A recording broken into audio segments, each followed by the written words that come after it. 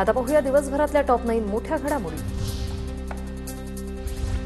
तुळजापूर विधानसभेत 6000 बोगस मतदार, 10 महिन्यांपूर्वी गुन्हा नोंद होऊनही तपासणी।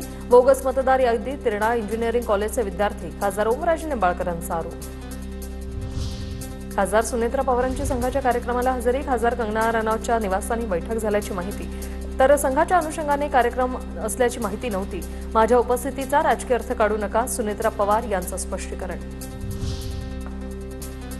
बायको कुठे जाते हे मिनिट टू मिनिट विचारत नाही, सुनेत्रा पवारांच्या संघाशी संबंधित कार्यक्रमातील उपस्थितीवरून अजित पवारांचं मिश्किल उत्तर। विधानसभेवेळी मवियातील तिघांनीही सीएम होण्याचं स्वप्न बघितलं होतं। 3 पक्षांनी हॉटेल, विमानं बुक केली होती, अजित पवारांचं विधान।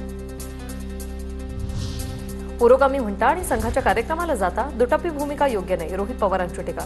तर खासदार सुनेत्रा पवार शिवशाहू फुले आंबेडकरांचे विचार मानतात, रुपाली ठोंबरे पाटलांचं रोहित पवारांना उत्तर।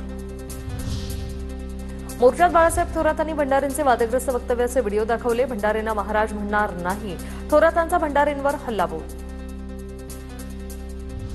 कीर्तनावेळी काही लोक भांडण्यासाठी आले होते, बाळासाहेब थोरातांनी माझ्याबाबत चुकीचा व्हिडिओ पसरवला।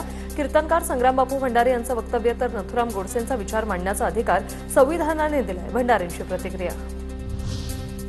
भंडारेंना धर्माच्या नावाखाली राजकारण करायचंय, शांत आणि बंधुभावाचा महाराष्ट्र पाहायचा असेल तर अशा प्रवृत्तींना सरकारनं रोखलं पाहिजे, बाळासाहेब थोरात यांची प्रतिक्रिया।